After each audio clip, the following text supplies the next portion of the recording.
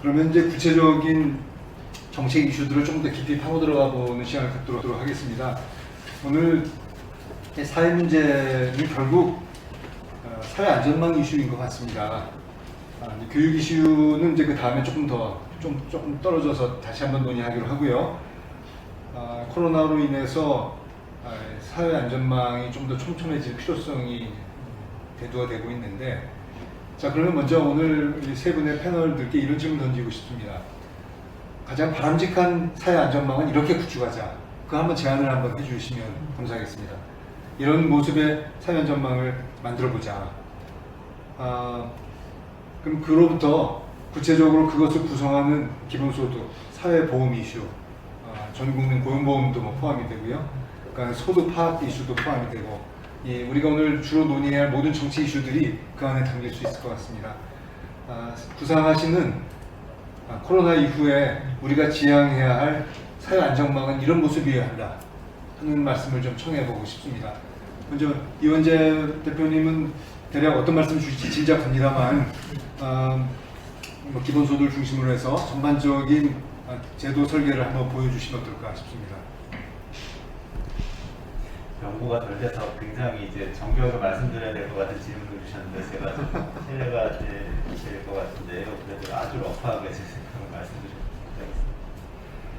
일단 저는 그러니까 복지효과에서 이제 그 사회보장 중에서 현금과 관련된 소득 보장과 관련된 부분만 말씀드리겠습니다. 서비스라든지 다른 영역은 저는 말씀하신 복지효과 안에서는 훨씬 더 중요하죠. 교육도 중요하고 의료도 중요한데 그런 것들은 나름의 또 기능이 있고 발전 경로가 있을 것 같은데 현금 소득이 이것들을 대체하지는 못할 거라고 생각합니다.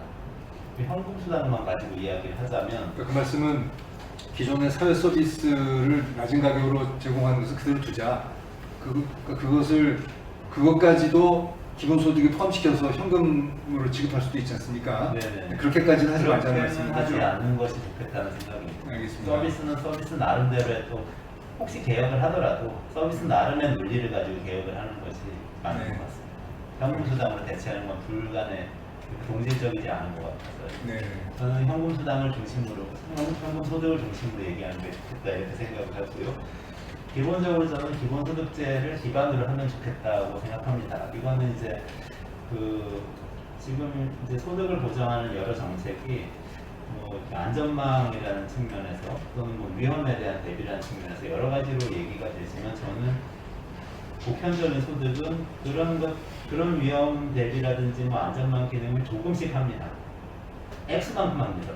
X만큼. 그거 이상으로 하지 못합니다. 그건 분명하고요. 그렇지만 거기에 더해서 선택의 자유를 넓혀준다는 다른 이점이 있습니다. 이거는 사회보장의 전통적인 사회보장에서도 사실은 많이 얘기도 하시기도 하고 그런 것 때문에 이제 혁신적 포용국가라고 또 혁신을 앞에 붙여서 얘기하기도 하시는데 저는 사실은 기회와 선택의 자유를 준다는 게 기본소득제에서는 가장 중요한 차별점이고 그게 이제 사회보장을 한 단계 업그레이드하는 그런 요인이고 어떻게 보면 디지털 시대의 모든 것이 유연해지기 때문에 훨씬 더 그 상황에 맞는 그런 기능이라고 봅니다. 그래서 그걸 보장하기 위해서 저는 소액이라도 예컨대 GDP의 10% 또는 5%라도 그러면 GDP의 10%면은 국민 전체를 모두 다 지급한다고 했을 때 1인당 월 30만 원 정도가 됩니다. 5% 정도 절반이 되고 그런 정도인데요. 그 정도라도 모든 사람에게 똑같이 권리로서의 기본소득을 지급을 하는 것을 기반으로 하면 좋겠다 이렇게 생각합니다. 다만 그렇게 되면은 아까 여러모로 말씀하셨던 것처럼 특별한 어떤 위험이나 특별한 욕구가 있기 때문에 어떤 큰 소득이 필요하다거나 예컨대 큰 치료비가 필요하다거나 아니면 이제 장애가 생겼는데 그런 임금소득을 아예 벌 수 없는 상황이 된다거나 이런 모든 것을 기본소득이 대체하지는 못한다는 것을 명확하게 해야 됩니다. 그럼 그런 것들은 별도의 현금수당을 주는 것이 맞다고 생각합니다. 다만 기본소득과 같이 지금 여러 지자체라든지 여러 가지 경로를 통해서 기본소득과 비슷한 기능을 하게 하는 현금수당들은 통합하는 것이 좋을 것 같습니다. 예컨대 아까 언급됐던 아동수당이라든지 기초연금 같은 경우가 대표적이고 그리고 기초생활보장제도는 기초생활보장제도는 저는 궁극적으로 통합되는 게 맞다고 생각합니다. 근데 이제 액수 차이가 굉장히 있기 때문에 그 과정이 있을 것이라고 생각합니다. 기본소득이 액수가 올라가면서 통합되어야 된다는 생각을 갖고 있고요. 어쨌든 생계 유지와 본인이 이제 소비를 하기 위해서 그걸 도와주기 위해서 지급되는 소득들은 궁극적으로 통합되는 것이 맞다 이렇게 기본적으로 생각을 합니다. 그리고 지자체에서 지급되는 여러 가지 기관들이 통합되는 것이 맞다고 생각합니다. 그게 이제 기본적으로 현금과 관련된 내용이고 우선 말씀 더 진행하시기 전에 일단 한 분이 이렇게 잘 설명을 해주시면 다른 두 패널들께서도 궁금하신 점이 있으실 것 같아요. 그래서 조금 더 라이블리한 토론을 위해서 다른 패널 두 분의 질문도 적극 환영합니다. 계속해 주시죠. 네, 그리고 이제 선별성은 주는 것은 좋다고도 생각하는데 저는 선별성을 사전에 주는 것보다는 세제개혁을 통해서 사업을 주는 것이 좋다고 생각하고 세제개혁의 핵심은 어쨌든 기본소득은 소득으로 지급되는 것이기 때문에 소득으로부터 원천을 찾는 것이 가장 합리적이라고 생각합니다. 그럼 소득세가 누진성을 좀 더 갖도록 만들고 기본소득 자체도 과세 대상 소득으로 만들어서 합산 과세를 하도록 만들면 누진성을 과세 과정에서 확보를 할 수 있다. 그러면 이제 행정비용을 다시 지급 과정에서는 들이지 않아도 되기 때문에 절반 정도의 행정비용으로 어쩌면 이제 선별의 효과를 낼 수 있다. 이렇게 기본적으로 생각을 합니다. 알겠습니다.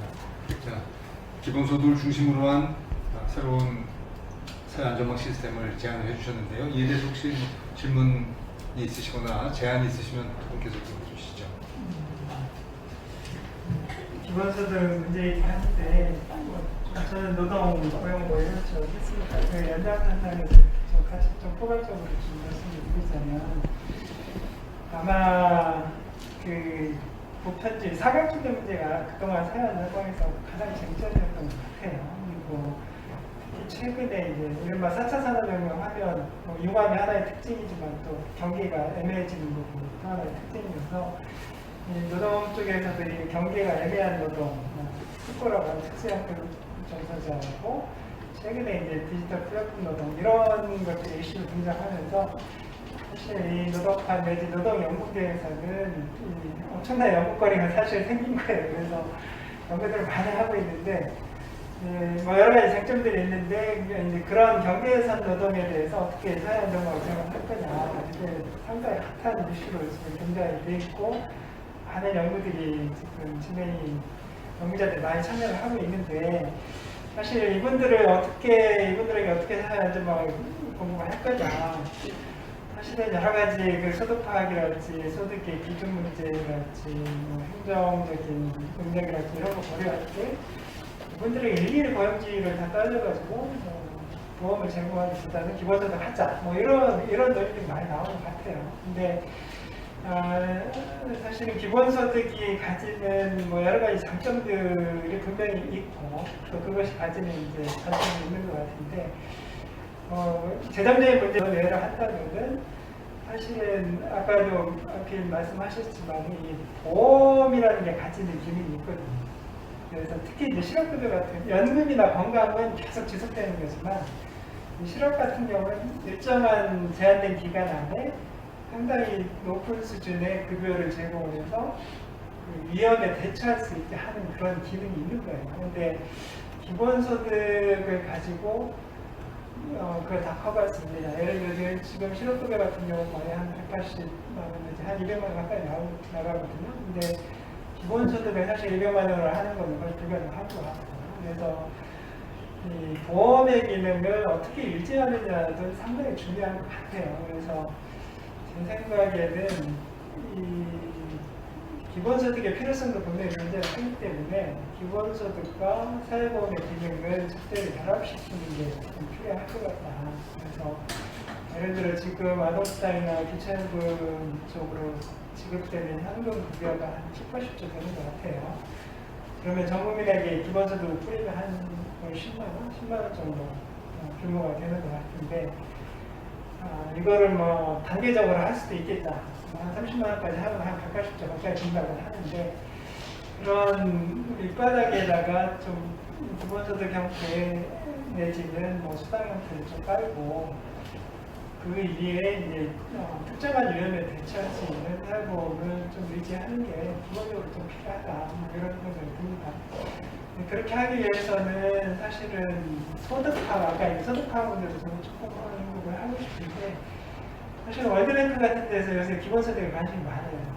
왜 그러냐면 개도국들이 복지국가를 할 수 있는 행정 능력이 도저히 이렇게 뒷받침이 안 되니까 보편주의적인 사회들만 갖추려면은 기본소득을 받는 게 낫겠다라는 생각들을 많이 하고 오히려 후진국에서 하는 것 같아요. 그래서 거기서 보면은 보편적인 기본소득 안부터 시작해서 TBI라고 해서 테이퍼 이렇게 소득에 따라서 전가명의 어떤 기본소득 뭐 이런 안도 제출이 되고 있어요. 그래서 다양한 형태의 기본소득 논의가 있는 것으로 알고 있는데 우리나라의 경우에는 이 소득 기준으로 좀 사회안전망을 먼저 갖춰보자 이런 논의들이 최근에 좀 많이 나오고 있어요. 그래서 그걸 하기 위해서는 그러니까 이 특수형태 종사자랄지 디지털 플랫폼 노동자들이 벌어들이는 있는 소득이 제대로 파악될 수 있는 건지 그리고 이들의 소득의 성격이 뭔지 더 넓히면 이제 자영업까지 들어야 되는데 사실은 소득 파악과 관련해서 아까 말씀 많이 해주셔서 우리나라가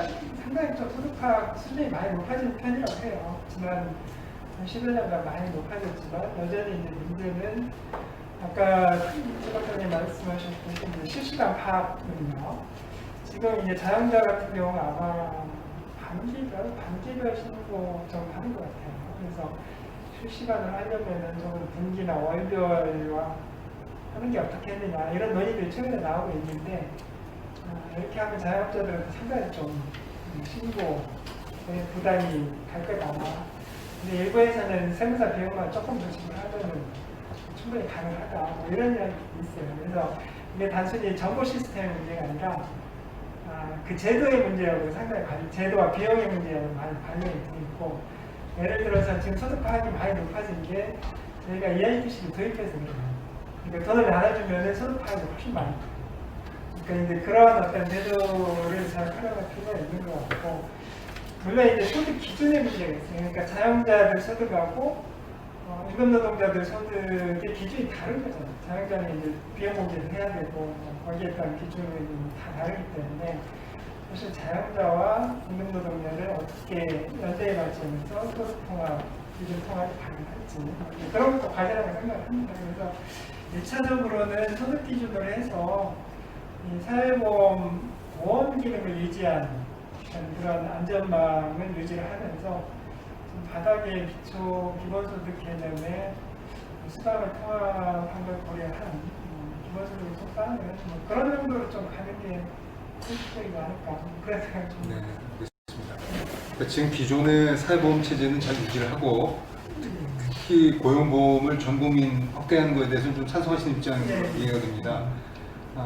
전국민 고용보험으로 확대를 하면서 자영업자까지 포괄하도록 앞으로 수능 기준 등을 보완을 하고 그와 함께 소득 파악에 대한 제도 보완이 필요하다는 지적을 해주셨고 그러나 기본소득 자체에 대해서는 좀 긍정적인 입장이시네요. 긍정적으로 일단 바닥에 일단 기본적으로 기본소득을 깔아주는 그런 사회 안전망 체계를 제안하신 것 같습니다. 앞서 말씀하신 이원재 대표께서도 이런 사회보험에 대해서까지 기본소득이 그걸 대체해야 된다 뭐 이렇게까지 생각하시는 건 아니신 거죠? 따라서 그런 점에서는 전병희 교수님 생각과 크게 다르지는 않을 거라고 생각이 듭니다. 단지 이제 사회보험의 보험과 기본소득의 역할의 차이는 있겠죠. 어디에 비중을 두는지에 따라서 이 바닥의 두께가 어느 정도나 되는지에 대해서 두 분의 약간의 좀 온도 차이는 있다는 걸 느끼긴 했습니다만 그러나 근본적으로 그 체계는 비슷하다고 느꼈습니다. 최은수 박사님께서 생각하시는 우리가 지향해야 할 안전망 체계는 뭘까요? 일단 저는 두 분 말씀하신 것 중에 그 소득 파악과 관련된 부분 좀 말씀드려야 될 것 같고요. 저는 앞서 말씀드린 것처럼 기본소득과 사회보험 이번에 그 전문보험 저는 개인적으로는 그 워딩 자체가 조금 더 다른 표현이 됐어야 했는데 예를 들면 전국민 사회보험이었어야 된다고 이야기를 합니다. 왜냐하면 이게 우리가 가지고 있는 장기요양까지 5개의 사회보험이 있는데 사회보험은 근본적인 원리가 그 5가지 중에 어떤 가입을 임의로 선택할 수 있는 부분이 아닙니다. 그러니까 소위 말해서 소득 활동을 하고 있고 지금 우리가 이제 좀 문제로 제기하고 있는 어떤 자격 중심의 보험 제도에서 피보험자로서의 자격이 있다면 당연히 모든 보험에 가입을 해야 되는 겁니다. 그렇다 보니까 이제 저는 그 전국민 사회보험을 조기에 전면 추진해야 된다는 걸 좀 강하게 주장하는 입장입니다. 그런데 사실은 그 최근에 언론에서 저희가 이제 그 코로나 이후의 상황들을 보시면 뭐 제가 자주 쓰는 이야기인데 한 100여일 좀 지난 그 넘는 기간 동안 복지국가 100년의 역사 속에서 다루어졌던 굵직굵직한 제도들이 한 달에 하나씩 지금 이야기가 됩니다. 예를 들면 4월 달에 긴급재난지원금이었고요. 그 다음에 5월 달에는 전국민 고용보험으로 시작해서 그 안에 전국민 사회보험과 국세청 통합징수라든지 이런 소득파악 문제가 다 들어가 있습니다. 그 다음에 6월 달에는 뭐 많은 언론에서 보신 것처럼 기본소득이 굉장히 또 뜨겁게 불타올랐었고, 그 다음에 7월 달에는 뭐 뉴딜과 그 다음에 또 우리 그 아까 말씀하셨던 기초생활보장제도에서 아주 중요한 그 기준이 되는 기준중위소득이라는 이슈가 좀 있었고요. 이제 이번 달이 끝날 때쯤 되니까 다시 2차 긴급재난지원이 돌아왔습니다. 그래서 그 우리가 그냥 복지국가의 여러 가지 제도들을 배울 때 배웠던 보편적인 그 사회수당 또는 기본소득, 그 다음에 거기에 사회보험, 그 다음에 아주 그 선별적인 공공구조까지가 계속 끊임없이 논의가 되고 있는데요. 지금처럼 이렇게 활발하게 논의가 됐던 적이 아마 별로 없었던 것 같습니다. 근데 기본적으로 그 사회보험과 기본소득은 대립적인 구도에서 갈 수 있는 게 아니라 사실은 사회보험도 보편성의 원리를 가지고 있고 기본소득도 무조건성과 보편성의 원리를 어떻게 보면 가장 중요하게 생각하기 때문에 이 두 가지는 같이 가야 된다는 게 좀 분명하다고 생각하고요. 뭐 어떤 분들은 재원 이야기를 하시는데 사실은 사회보험 재원은 정부의 예산이라기보다는 그거는 노사가 부담하고 또 정부도 일정 부분 부담하는 보험료를 기반으로 하고 있기 때문에 기본소득과 그렇게 대립돼야 되는 필요성은 없다. 그래서 저는 이 두 가지가 적절하게 조화를 이루어야 되는데, 저는 앞서 말씀드린 것처럼 우선적으로는 이 사회보험을 중심으로 한 사회안전망을 우리가 지금까지 안 해봤던 개혁 또는 혁신을 통해서 제대로 작동할 수 있도록 이번에 바꿔보자라는 게 제 주장입니다. 일단 말씀하셨던 것처럼 기존의 자격 중심의 사회보험으로는 더 이상 유지가 불가능하고요. 그 자격 중심이라는 것은 여러 가지 의미가 있는데, 그 공공구조 제도와 같은 경우에는 이제 실제 수급 자격이 되냐 안 되냐를 판가름하는 그런 어떤 자산 조사의 여러 가지 문제들이 있고, 또 사회보험에서는 실제 그 피보험 자격이 되느냐 또는 말씀하셨던 것처럼 임금 근로자냐 또는 자영자냐 이런 여러 가지 자격 구조를 가지고 우리가 유지를 해오다 보니까 사회보험은 어떻게 보면 그 가장 보호를 받아야 되는 불안정 노동자부터가 아니라 대기업 또는 큰 규모의 기업에 안정적으로 일하는 사람들부터 우리가 역사적으로 확대해 온 것도 사실입니다.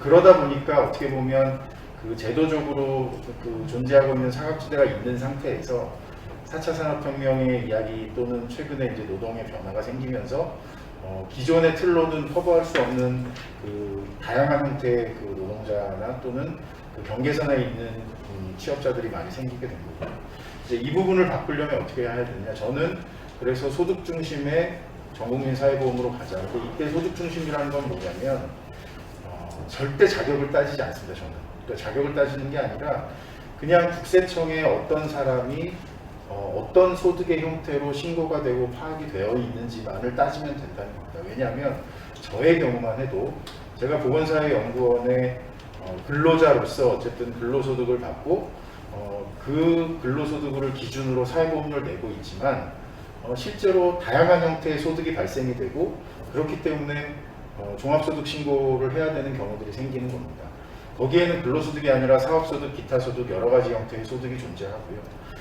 그 이야기는 뭐냐면 지금의 다양한 형태로 근로를 하시는 여러 취업자나 또는 뭐 자영자들 같은 경우에도 과거와 같이 그냥 자영자 근로자, 임금 근로자라는 어떤 고정된 자격이 아니라 다양하게 발생되는 소득이 정확하게 파악이 되고 그게 짧은 주기로 신고가 된다면 그런 것들을 데이터베이스화하는 건 우리 기술 가지고는 충분히 가능하고 그걸 접목시켜서 실제로 그 사회보험 사각지대뿐만 아니라 다양한 사회복지 제도의 사각지대를 해소하는 데도 굉장히 효율적으로 활용을 할 수 있다는 겁니다. 그래서 일단은 그걸 위해서 지금 전국민 고용보험을 이야기하지만 거기서 우선적으로 해야 되는 거는 지금 고용부가 하고 있는 것처럼 업종을 몇 개 추가하는 정도의 그런 법 개정이 아니라 실제로 국세청이 이런 모든 소득 파악과 사회보험 부가 징수 업무 또는 우리가 사회보험료를 지원하는 제도도 가지고 있는데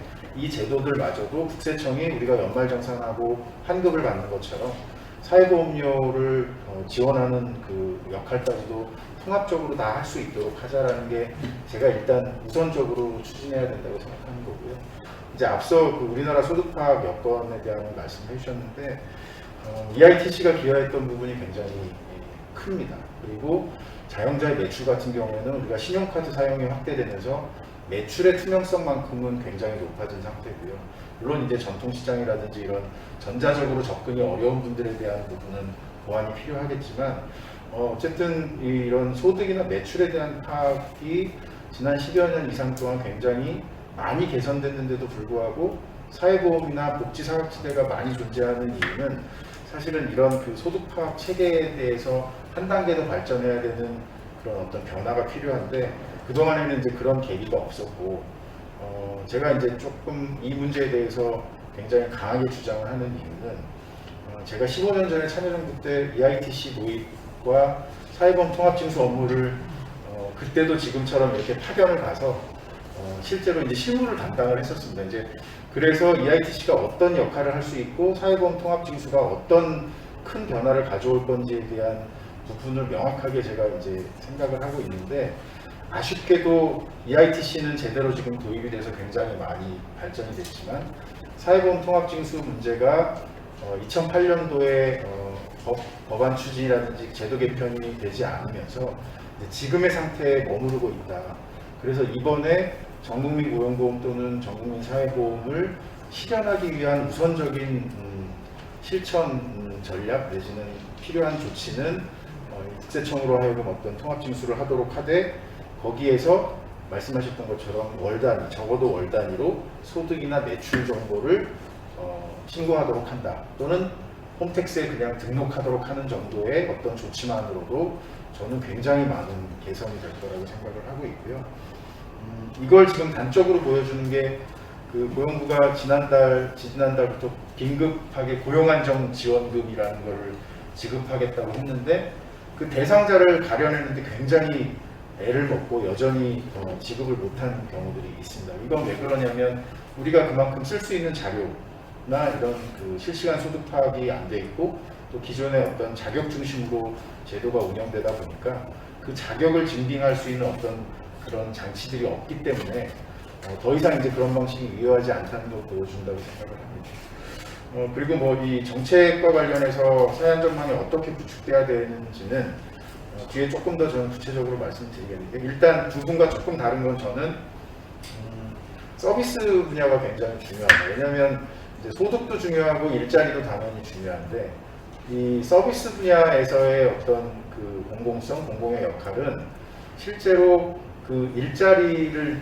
늘려가는 그러니까 지금 우리가 일자리가 많이 변화되고 그런 것들이 어떤 새로운 기술에 의한 좋은 일자리일 수도 있지만 또 그렇지 않은 그 상황에서는 또 공공에서 어떤 우리 일상생활과 관련된 일자리가 굉장히 많이 필요한데 지금까지 이제 각 정부에서 해왔던 어떤 단기적인 일자리가 아니라 그런 일자리가 적어도 어떤 그 실질적인 생활을 해 나갈 수 있는 생활임금이라든지 이런 수준 정도의 일자리가 필요하다 서비스 분야에서.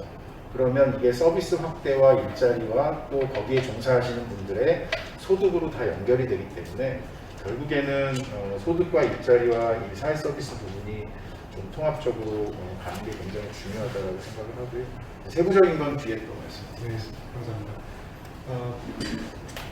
최 박사님께서 사회 서비스의 중요성을 강조하셨는데요. 그건 아마 두 분도 다르지는 않으실 것 같아요. 상대적으로 그 말씀을 안 하셨을 뿐이지 사회 서비스와 사회 보험 그리고 현금 지원 이 세 가지가 삼박자로서 사회 안전망을 구축해야 된다는 기본 구도에는 아마 공감하실 것으로 생각이 듭니다. 특히 또 이 세 분이 다 같이 공감하시는 것이 사회보험이 전 국민을 대상으로 해야 한다. 그 점에 다 공감하시는 것 같아요.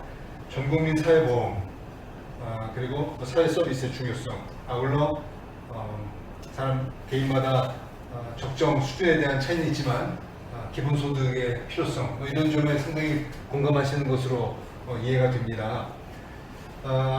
이최 박사님께서는 전국민 사회보험 얘기를 하시면서 이 소득 파악에 대한 얘기를 길게 해주셨고 그게 사실 앞으로 어떻게 보면은 전국민 사회보험 도입의 성공을 위한 키 같다는 생각이 듭니다. 자, 그 열쇠를 몇 가지로 좀 나눠서 말씀을 주셨는데 그걸 조금 더 깊이 있게 좀 논의를 해보면 어떨까 하는 생각이 듭니다. 제가 보기에는 먼저 신고 주기를 좀 빨리 해야, 좀 더 짧게 해야 된다는 점을 말씀 주셨고요. 두 번째는 많이 진전됐지만 소득 파악하는 노력이 더 강화돼야 된다. 예를 들면 아직도 우리 현금 사용하는 비중이 굉장히 높고요. 유럽 같으면은 독일 경우에는 5,000 유로 이상 현금 사용은 아예 불법화돼 있습니다. 근데 우리나라는 이제 1,000만 원을 넘으면 금융정보원에 신고가 되도록 되어 있지만 불법은 아닙니다.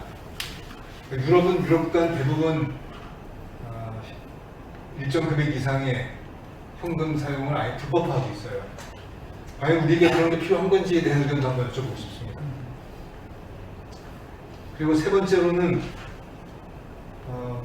국세청의 협조, 이건 정보 공유와 관련된 건데 이렇게 소득 파악을 잘 해서 국세청이 갖추어놓고 있게 되면 지금 그것을 우리가 활용하는 데는 제약은 없는 건지 지금 국세청의 이런 정보 공유는 충분한지 이런 데 대한 의견도 있으면 제가 청구하고 싶고요. 끝으로 이제 징수 방법에 대한 논의도 해주셨어요. 통합징수가 필요하다는 말씀을 주셨는데 통합징수하게 되면 이제 국세청의 책무성이 높아져서 더 아무래도 소득 파악 더 잘 될 것으로 생각이 됩니다. 먼저 요 크게 네 가지 이슈가 제기가 됐습니다. 신고 주기를 더 짧게 하려면 그 걸림돌은 없는 건지, 이것이 과연 큰 저항을 불러일으키지 않을런지 등등 이슈가 있을 것 같고요. 두 번째는 현금 사용 불법화 등 소득 파악 노력을 강화하는 이슈가 있겠고요. 세 번째는 국세청의 정보 공유 이슈, 네 번째는 통합징수 이슈. 이 네 가지에 대해서 혹시 의견이 있으신 대로 말씀 주시면 되겠습니다. 그 의견을 듣기 전에 통합징수는 징수기관 통합까지도 염두에 두신 겁니까? 네, 그 부분은 제가 먼저 말씀드리겠습니다.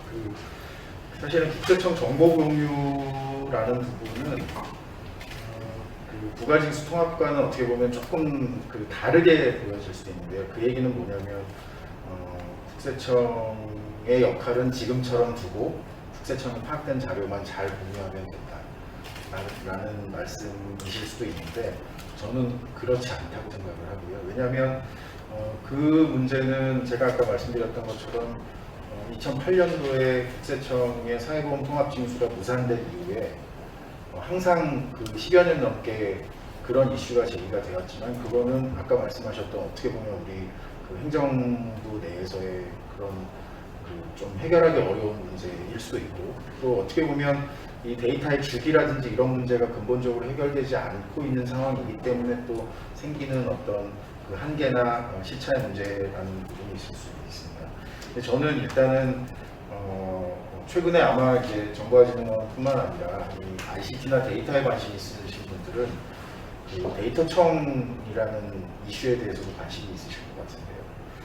저는 사실은 데이터청 이슈에서 핵심은 공공의 데이터고 공공의 데이터가 어떻게 자리매김하느냐가 중요한데 그 출발은 국세청이라고 생각을 합니다. 왜냐하면 다른 모든 부처에 굉장히 많은 정보들이 있지만 실제 우리가 어떤 그 공공 데이터를 연계해서 정책에 활용하거나 연구를 할 때 보면 가장 중요한 거는 개개인의 어떤 소득과 재산과 관련된 여러 가지 정보들입니다. 거기에 또 필요한 여러 가지 정보가 이제 연계가 돼서 활용을 하게 되는데 이제 그런 것들을 결국에는 그 근간을 만들어주는 게 국세청이고 결국에는 국세청의 사회보험뿐만 아니라 다양한 어떤 우리 정부 내에서의 그 징수 내지는 환급과 관련된 여러 가지 기능들이 비단 사회보험료뿐만 아니라 다른 부처의 여러 업무에도 지금 존재하는 것들이 많아졌습니다. 그래서 그런 기능들을 가장 잘 할 수 있는 그 국세청의 역할을 분명히 주고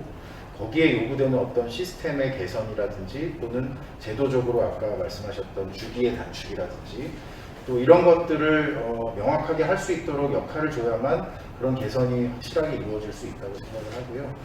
또 한 가지 중요한 건 아까 이제 뭐 현금 사용이라든지 또는 그 납세 행정과 관련해서 그 납세자들의 어떤 그 부담이나 협조 문제들이 발생됩니다. 근데 이런 문제들은 실제로 그 국세청만이 뭐 협조를 구하든 뭐 아니면 조금 나쁜 말로는 뭐 좀 이렇게 강압적으로 하든 어쨌든 국세청 말고는 이런 납세자들과의 그런 관계에서 개선을 해나갈 수 있는 조직은 전 따로 없다고 생각합니다. 예를 들면 공단에 아무리 어떤 그런 기능을 부여한다고 해도 사회보험료만 가지고 각 사회보험공단이 개별 납세자들에게 그런 변화를 요구하는 건 무리라고 생각을 합니다. 그래서 저는 기본적으로는 주기는 당연히 저는 월 단위 정도까지는 가야 된다. 그리고 국세청이 부가징수뿐만 아니라 이 사회보험료를 포함한 각종 정부의 어떤 그 사회적 징수 내지는 또 환급 뭐 이런 기능들을 통합적으로 수행하도록 하는 게 필요하고 그 다음에 이제 ICT 쪽 잠깐 말씀드리면 아마 홈택스를 다 지금 개별적으로 쓰고 계실 거고 너무 홈택스가 지금은 잘 돼 있습니다. 손택스도 잘 돼 있고 그래서 실제로 우리가 예전에 연말정산을 어떤 방식으로 했었는지 거의 기억이 나지 않을 정도. 예전엔 도저히 예전 같은 방식으로 다시 하라고 하면 아마 할 수 없을 겁니다. 그런데 제가 이제 이 실시간 소득 파악과 관련해서 그 영국의 사례를 가지고 좀 많이 말씀을 드렸었는데 그 영국이 이제 그 실시간 소득 파악을 2013년도에 복지제도 개편을 하면서 좀 힘든 일이긴 했지만 그 근로소득자 중심으로 일단 도입을 했는데 그때는 사실은 우리 홈택스 같은 이런 ICT 기반이나 이런 것들이 영국 같은 경우는 거의 없는 상태에서 아주 영세한 사업장들만 국세청이 만들어준 시스템을 통해서 그 신고를 하게 하고 나머지 기업들은 웬만한 기업들은 민간에서 구입해가지고 해야 되는. 근데 우리는 사실은 그런 사업주 또는 소규모 사업장뿐만 아니라 우리 같은 개인들까지도 홈택스를 다 지금은 누구나 활용을 하고 있어서 이런 것들을 활용하면 실제로 소득이나 매출을 파악하는 부분은 지금보다 굉장히 혁신적으로 바꿀 수 있다고 생각합니다. 네, 감사합니다. 간단한 사실확인만 하나 드린다면 징수 책임을 국세청이 받게 된다면 예컨대 건강보험공단의 네. 징수 기능 네. 또 연금공단의 징수 기능 이것이 모두 국세청으로 다 모아져야 된다. 예전에 논의됐던 사회보험청 같은 그런 개념인데 그죠? 그것을 사회보험을 더 오히려 뛰어넘어서 뭐 다른 부처에 있는 모든 것까지도 네, 할 수 있다. 할 수 있으면 더 좋겠다는 말씀이시죠? 네. 그 사회보험청 개념은 사실은 이제 공단들이 통합돼서 만들어져야 되는 기능일 수 있고요. 지금 그 말씀드린 부분은 이제 징수 국세청이 기능만. 부가 징수. 네. 그 다음에 이제 보통은 그 사회보험만 놓고 보면 자격, 부가, 징수, 급여와 서비스 이런 흐름으로 가는데 아까 말씀드린 것처럼 자격 중심에서 소득 중심으로 가게 되면 실제 부가 징수와 관련된 업무는 국세청이 하고 그 다음에 뒷부분에 어떤 급여와 서비스를 제공하는 부분은 공단이 집중을 하면 되는데 실제로 최근에 각 공단들의 그 역할이나 최근에 어떤 그 사업들을 보면 단순히 사회보험 급여를 제공하는 것뿐만 아니라 뭐 예를 들면 건강보험공단 같은 경우에는 의료비 지원이라든지 또 건강관리 예방이라든지 또 잘 아시는 장기요양 또는 커뮤니티 케어 뭐 이런 여러 가지 서비스 기능들이 굉장히 많아지고 있어서 실제로 그 부분에 어떤 그 기존의 징수 인력이 전환된다 하더라도 실제로 급여나 서비스 쪽에서 여러 가지 역할을 해줘야 되는 것들이 많고 오히려 저는 공단들이 알겠습니다. 징수 업무가 전환이 돼도 인력을 더 필요로 할 수도 있다고 잘 생각합니다. 알겠습니다. 그러니까 징수 기능만 국세청으로 이관한다. 그 기관을 통합하는 것까지는 말씀하시는 것은 아니었습니다. 자, 그 확인을 한번 해봤고요. 자, 두 분께서도 사실 우리가 논의를 끝내기 전에 기본소득을 어떤 수준으로 어떤 절차를 거쳐 도입할 건지에 대한 논의도 좀 필요하게 됩니다. 그러니까 그런 넘어가기 전에 지금 이제 오늘 우리가 논의 결과가 크게 두 가지인 것 같아요. 전 국민 사회보험을 위한 소득 파악의 강화 필요성, 이것이 하나고, 또 하나는 기본소득을 도입할 필요가 있다는 것이 두 번째일 것 같아요. 이 첫 번째 이슈를 먼저 한번 매듭 짓고 기본소득의 도입 절차로 넘어가도록 하겠습니다. 자, 아까 얘기 좀 나왔던 이런 소득 파악과 통합 징수 이슈에 대한 혹시 의견 있으시면 좀 부탁드리겠습니다. 전병희 교수님. 시간이 거의 많이 지나서 이 소득 전국민 고용보험 하려면 소득 기준으로 해서 할 수밖에 없는데 이게 대단히 저는 그때 하자고도 했는데 이게 대단히 싫었다고 생각을 해요. 그래서 원래 이제 덴마크가 소득 중심으로 이제 갔는데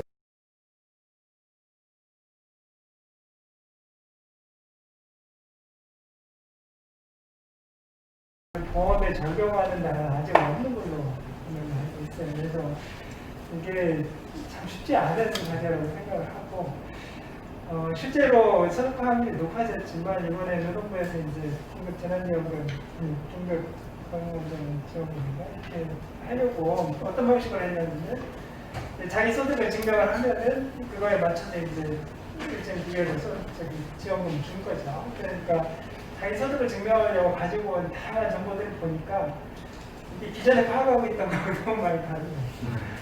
그래서 사실은 기존에 이제 소득이 파악됐던 부분은 어느 정도 이렇게 나름대로 좀 규모도 있고 금매자이고 이렇게 해서 파악될 부분은 어느 정도 다 파악이 된 것 같아요. 근데 정말 이제 취약하고 숨어있고 이렇게 드러내기 싫은 그런 좀 영향은 아직 상당히 많이 나오고 있고, 이 부분을 제대로 파악하는 것도 상당히 큰 과제다라는 생각이 들어요. 그래서 이게 그렇게 쉬운 작업은 아닌 것 같다라는 걸 일단 전제를 하고, 사실은 또 소득을 정의하는, 소득이 모든 사람 소득이 다 동일한 게 아니거든요. 그래서 사실 전 국민으로 하려면은 가장 마지막 남은 쟁점이 자영업자를 의무가입 시킬 거냐, 이게 이제 쟁점인데, 그렇게 하려면은 자영업자 소득과 임금을 소득이 동일해야 된다는 기준이.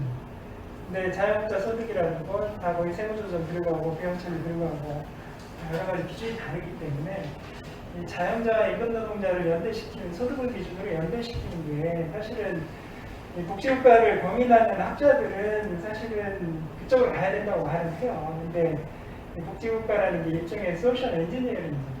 국가가 가지고 있는 모든 정보 자료를 통해서 이 사회를 엔지니어링 해나가는 건데, 근데 그렇게 하려면 소득 파악이 중요하다고 생각을 합니다. 근데 이 국민들이 이 소득 파악에 동의할 수 있는 방식으로 이렇게 좀 거버넌스를 만들어가는 구조가 필요한 것 같고, 아까 이제 그 과정에서 국세청이 제일 중요하다고 하셨어요. 지금 행정 빅데이터 이 구조를 보면요, 국세청이 있고, 건보공단이나 근로복지공단에서 이제 보험료 정보가 있고, 사회보장 정보원에서 여러 가지 급여 정보가 있고, 그다음 행안부하고 여러 금융기관들이 이제 임대소득이나 여러 가지 금융소득 자료들이 있어요. 그래서 이 전체를 이렇게 포괄하는 거버넌스 구조를 만들어줘야 되는데, 그 핵심에 물론 이제 국세청이 있다고 봐요. 그래서 근데 국세청의 정체성이라는 게 세금을 걷는 게 정체성이기 때문에 이 세금을 걷는데 지장을 주는 사업에 대해서 대단히 꺼려요. 그러니까 이 정보를 가지고 다른 기관하고 공유하고 이걸 가지고 뭐 이렇게 하는 것 자체에 대해서 이게 세금 징수 기능과 충돌된다고 봅니다. 그래서 이 국세청의 어떤 기능이나 역할, 정체성을 법적으로 사실 큰 차원에서 한번 재구조화 시키면 그런 과정도 좀 필요할 것 같고, 그게 이제 조직의 변화가 사실 관련이 된다고 생각합니다. 그래서 그러한 어떤 국세청의 역할, 특히 뭐 징수통합, 단기적인 징수통합을 이제 국세청이 가져가는 역할을 부여하는 게 중요하긴 하겠지만, 국세청이라는 게 가지는 앞으로 우리 사회가 나아가는 방향에 있어서 국세청이 어떤 역할을 해야 될지 그런 큰 틀의 고민도 좀 같이 네, 잘 알겠습니다. 국세청을 중심으로 한 소득 파악의 강화 필요성은 인정하시면서도 그 과정이 그렇게 쉬운 것은 아니다. 굉장히 조심스러운 설계가 필요하다. 뭐 그런 정도의 말씀으로 이해가 됩니다. 자, 이호재 대표님부터 말씀 주시죠.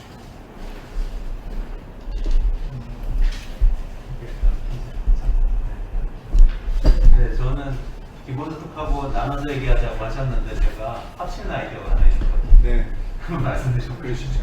최근에 뭐 나온 아이디어인데 약간은 뭐 제한 차원인데 그 소득 파악이라는 건 어찌 보면 이게 이제 공급자 관점에서 접근하는 거죠. 정부 입장의 소득을 파악하는 거고 아까 그 고용안정지원금 문제는 수요자 관점에서 국민 관점에서 보면 소득을 알려주는 것이고 이런 관계가 있지 않습니까? 근데 알려주는 게 일단 알려줄 동기가 있어야 되고 그게 정확해야 파악이 되는 거죠.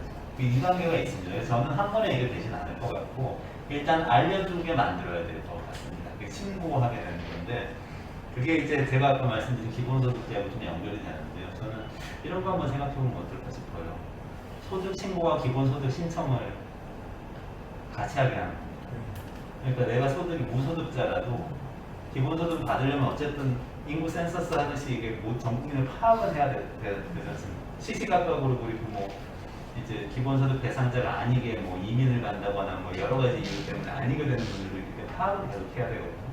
그럼 파악을 위한 신청 절차는 어쩔 수 없습니다. 조건이 없는 소득이라고 하더라도 신고를 하면 그 소득을 과세소득화하고 모든 기본소득에 대해서 세금을 매기는 겁니다. 그러면 국민계세주의가 됩니다. 뭐 1%라도 매기는 거죠. 소득세 1%. 월 30만 원 기본소득이면 한 3천 원 내시는 거, 29만 7천 원만 수령하실 거죠. 이렇게 설계를 하면 모든 국민들이 다 신고를 할 겁니다.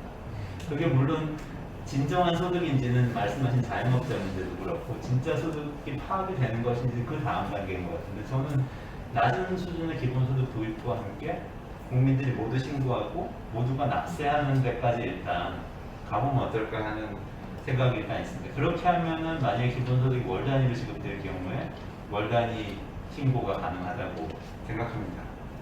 그리고 이제 현금 사용이 이제 줄어들면서 파악이 되는 문제는 이거는 저는 좀 다른 차원의 문제인 것 같습니다. 이거야말로 이제 국가 입장, 공급자 입장에서 열심히 노력을 해서 파악을 해야 되는 문제고 이걸 어떻게 시장에서 벌어지는 일을 현금을 사용하는 것을 막는다거나 이렇게 하기는 좀 소득 파악 때문에라면 이거는 조금 어려운 게 아닌가. 오히려 이렇게 신고를 정확히 하는 인센티브를 계속해서 제공하는 게 좋지 않은가 하는 생각이 들고요. 국세청의 협조하고 관련해서는 저는 이거는 좀 강력하게 국세청의 역할을 국가에서 명확하게 해줄 필요가 있을 것 같습니다. 핀란드나 노르웨이 같은 경우는 보니까 국세 징수자를 다 공개하더라고요, 개인별로.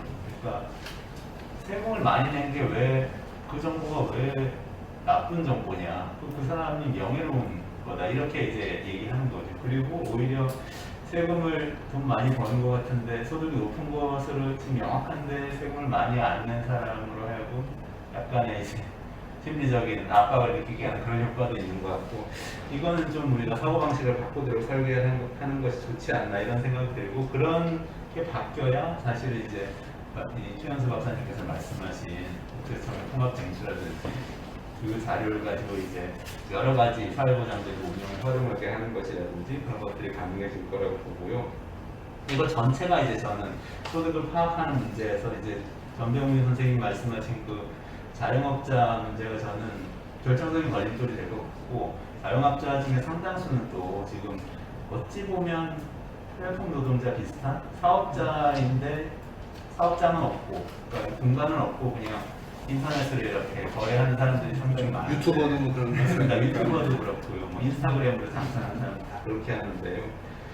그분들 노동자로 볼 것인가 기업가 뭐 사업자로 볼 것인가를 저는 좀 이렇게 큰 틀에서 보면은 노동자가 사업자가 되고 기업가가 노동자가 되고 이런 틀이 있는 거 아닌가 하는 생각이 들어요. 큰 거대 기업을 운영하는 자본 이것만 빼고 나머지는 점점 그렇게 경계가 흐릿해진다는 것을 염두에 두고 저는 그 비용 같은 경우도 지금 자영업자들은 비용 다 정산하도록 하고 근로자들은 그 기본 공제를 통해서 그걸 하도록 하고 그러는데 이것도 차차 이렇게 점점 맞춰나가면서 통합시켜 나가는 게 좀 좋을 것 같다는 생각이 있습니다. 네, 감사합니다. 이 전국 기본소득을 도입하면서 전 국민 사회보험 또 개세주의 정착시키자. 사실 어떤 개혁을 할 때 서로 영향력을 상쇄하는 그 개혁을 동시에 추진하면 쉽다는 얘기가 있는데 바로 이제 그런 좋은 전략인 것 같습니다. 시간이 얼마 안 남았습니다만 끝으로 우리가 기본소득에 대해서는 상당히 공감을 해주셨지만 당장 의미 있는 수준의 기본소득을 가까운 장래 내년부터 바로 도입한다든지 하는 건 현실적으로는 좀 어려운 상태라고 생각이 듭니다. 그렇다면 어떤 중간 단계를 거쳐서 가야 되는지 그냥 제로에 있다가 100% 원하는 수준의 기본소득을 단번에 도입하는 게 어렵다면 그 중간 단계는 뭔지 하는 걸 한마디씩 듣고 마무리를 하도록 하겠습니다. 그렇지 않으면 우리가 당장 기본소득 도입 대찬성 이렇게 우리가 오늘의 결론을 내기는 어려울 거 아니겠습니까? 거기에 단계가 있다는 걸 보이기 위해서라도 이런 논의가 하나 필요할 것 같습니다. 거기에 대한 한 말씀씩 이원재 대표님 기왕 말씀씩 하셨으니까. 네, 저는 한 2년 내지 3년 동안 실험비를 가지면 어떨까 싶습니다. 긴급재난지원금 지급도 그렇고 지자체별로 이루어졌던 여러 가지 청년 기본소득이라든지 하는 그런 제도들을 다 일종의 실험으로 보고 다만 그게 이제 기본소득의 최소 요건을 갖춰야 되겠지만 최소 요건을 갖춘 경우에는 정부에서 약간 그것을 조금 자유롭게 운영하게 놔두면서 대신에 약 1년 내지 2년 정도의 그 기간이 지난 다음에 평가를 할 수 있는 정책 실험의 틀을 아예 그러니까 좀 정말 이론적인 의미에서의 정책 실험, 팰러스 익스페리먼트 틀을 거기에 씌워서 엄정하고 평가되도록 한 다음에 한 2년 정도 지나서 한번 다시 공론화 시켜서 효과를 얘기를 해본다든지 그러면서 다른 사회보장제도하고 같이 발전시키는 방향으로 논의해보면 어떨까 싶습니다. 알겠습니다. 실험 기간을 좀 해보자 하는 말씀이고요. 네, 저도 기본소득이 가지는 긍정적인 측면이 있는 것 같아요. 특히 우리나라 중산층들을 포함해서 매번 정부한테 세금 특기성으로 생각을 했는데 정부가 지원을 한다는 국민을 지원한다는 느낌을 가지게 하는 거는 대단히 중요하다고 생각을 합니다. 그래서 엑셀 문제도 있지만은 어떤 형태든지 한번 그 틀을 만들어보는 건 좋은 것 같고 아까 이현재 대표님께서 이야기했듯이 근데 이거를 단순히 보편적으로 이렇게 하기보다는 좀 파일럿 테스트들을 좀 많이 해봤으면 좋겠어요. 이것이 가지는 효과랄지 이런 부분에 대해서 폴란드 같은 경우는 이제 실업 부조죠. 실업 부조에 대해서 이제 조건 부여를 제거하는 그런 실험을 했고 그것을 이제 평가를 하는 과정이 있었던 것 같고 그래서 그렇게 실험하고 평가하는 과정이 국민적 합의를 모아가는 과정이 연결을 합니다. 그래서 그런 과정을 좀 가졌으면 좋겠다. 네, 감사합니다. 최현수 박사님. 정책 실험에 대한 부분은 저도 공감하고요. 핀란드가 사실은 우리가 볼 때 완벽한 기본소득 실험이 아님에도 불구하고 굉장히 많이 회자가 되는데 좀 진짜 그 기본소득 실험을 우리가 좀 한번 선도적으로 해보면 좋겠다라는 건 저도 굉장히 적극적으로 제안을 드리고 싶습니다. 그리고 기본소득에 앞서서 저는 앞서 말씀드린 것처럼 일단 아동수당이라든지 기초연금 부분에 대한 것들을 조금 더 확대를 하는 부분들. 왜냐하면 결국에는 그 아동수당과 기초연금의 대상자들이 근로연령대의 입장에서 보면 각자가 근로활동을 통해서 책임져야 되는 가족들일 수밖에 없기 때문에 그 정도의 어떤 생애 주기별로 봤을 때 그 아동이나 노인에 대한 그 기본소득과 같은 형태의 보편적인 제도가 좀 완성이 된다고 하면 지금보다 일정 정도 조금만 더 확대하면 가능하기 때문에 저는 일단은 그 부분이 필요하다고 생각하고 또 이제 실험과 관련해서도 그렇지만 아까 말씀드렸던 것처럼 그 청년기의 입직 전이라든가 아니면 중장년기에 아까 말씀하셨던 그 전환기에 기본소득과 같은 유사한 형태의 어떤 것들을 본인이 필요할 때 선택해서 뭐 3년이나 5년 정도 받을 수 있도록 하는 약간은 좀 변형된 형태의 기본소득을 도입해보는 것도 저는 뭐 실험에서라도 일단 그런 형태도 시행해보는 게 필요할 거라는 생각을 하고요. 제가 이제 마지막으로 그냥 이제 마지막 네, 제가 한 번씩 최종 말씀 기회를 드리도록 아, 그럴 건가요? 할 겁니다. 지금. 네. 그러면 제가 이제 마지막 짬을 오늘 사실은 이제 짬을 그 정보화진흥원에서 이런 기회를 마련을 해주셔서 그 ICT 기반 내지는 데이터 기반으로 정책을 하는 부분에 대해서 좀 말씀드리고 싶은 부분이 있었습니다. 뭐냐면 이번에 이제 뉴딜 관련해서도 사실은 디지털 뉴딜이라든지 뭐 이런 것들이 이야기되면서 굉장히 데이터에 대한 이야기가 많이 이루어집니다. 근데 사실 데이터댐도 굉장히 대표적으로 이야기가 되지만 그 댐에 오염된 물이 가득 차 있으면 그 댐이 물을 방류했을 때 어떤 상황이 벌어지는지 사실은 최근에 저희가 직접 확인할 수 있는 뭐 그런 안 좋은 일들도 있었는데요. 사실 그 데이터의 그 품질 내지는 이런 것들을 결정하는 것 중에 가장 중요한 게 아까 말씀드렸던 공공의 데이터입니다.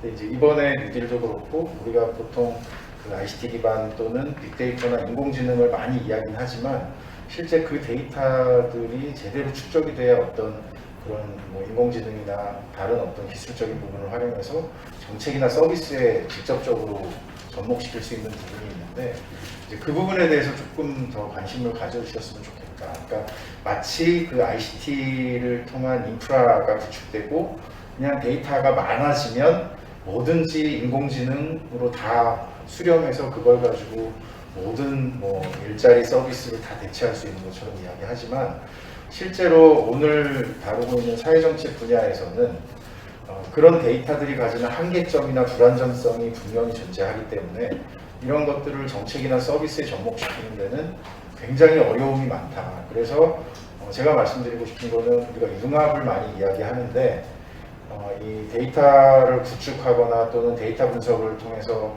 그 활용하시는 어떤 그 분들과 또 정책 도메인에 있는 분들이 실제로 어떤 데이터들이 생성돼서 구축되어야 하고 그 데이터를 가지고 기술적인 부분들을 접목시켜서 어떻게 결과를 도출하고 해석해서 실제 정책이나 서비스에 접목시킬지에 대한 것들을 좀 함께 고민하면 좋겠다. 왜냐하면 지금 우리가 4차 산업혁명 위원회라든지 또는 이번에 뉴딜에서 이야기되는 부분들이 보통은 데이터나 인공지능이 이야기되면 거의 그 정책 도메인과 무관하게 그냥 인프라를 깔아주는 그런 방식으로만 논의가 되다 보니까 어떻게 보면 굉장히 많은 재원이 투입되는데도 불구하고 실제로 정책이나 서비스 발전에 활용할 수 있는 부분들은 많이 발생되지 않는 부분들이 있어서 앞으로 그런 부분을 좀 많이 고민해 주셨으면 좋겠습니다. 네, 감사합니다.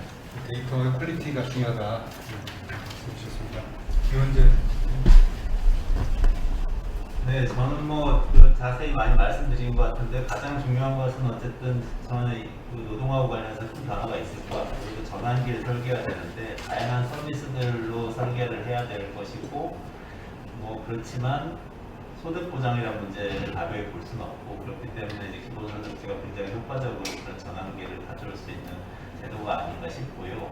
또 한 가지 그 전환이 굉장히 좀 부정적인 것으로 받아들여지기가 쉬운데 뭐 어떤 면에서는 위험스러운 면이 있긴 하지만 디지털 전환이라는 측면에서 보면은 조금 긍정적인 면도 있지 않나 싶습니다. 그러니까 삶이 정확하게 잘 보장이 되기만 하고 예측 가능하기만 한다면 많은 사람들이 이제 사실 산업화 시대의 노동자에서 좀 더 자유로운 반기업가 반노동자 같은 상태가 돼서 더 혁신적인 아이디어를 내서 활동하면서 살 수 있으니까 그게 좀 더 이제 부가가치가 높아지는 사회가 되고 디지털 전환되는 사회가 되는 게 아닌가 그런 생각도 좀 다시 말씀드리겠습니다.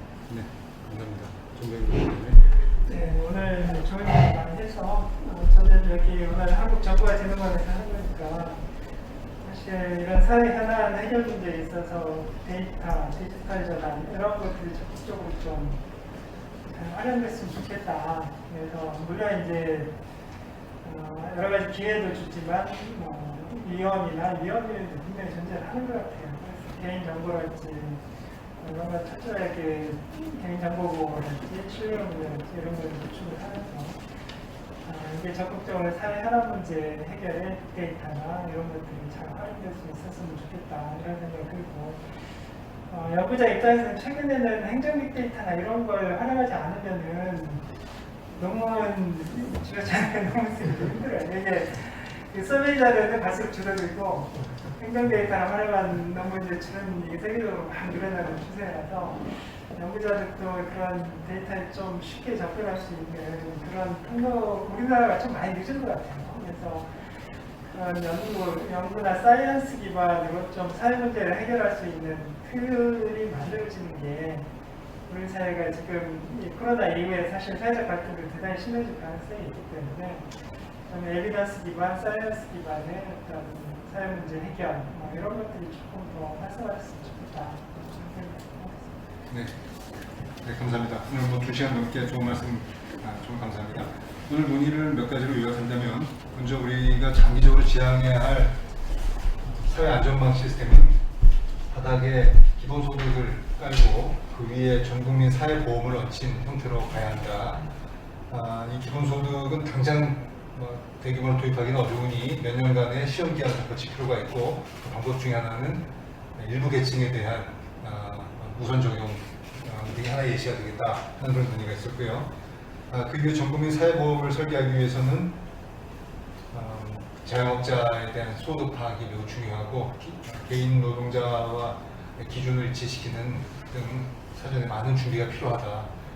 그리고 이것이 제대로 작동하기 위해서는 국세청의 역할이 좀 강화돼야 할 필요가 있다. 징수 통합을 포함한 다양한 우리의 방법을 논의한 바가 있었습니다. 아울러 이러한 그 변화가 가능하기 위해서는 디지털 전환 그리고 이 데이터에 대한 데이터 기반한 그 연구와 정책 결정이 매우 중요시 된다는 점을 결론으로 이렇게 제시하고자 합니다. 자, 이것으로 2시간 넘게 진행된 3차 전환을 마치도록 하고 박은재 본부장님께 마무리 말씀을 부탁드리겠습니다. 예, 장시간 동안 좋은 말씀 너무 감사합니다.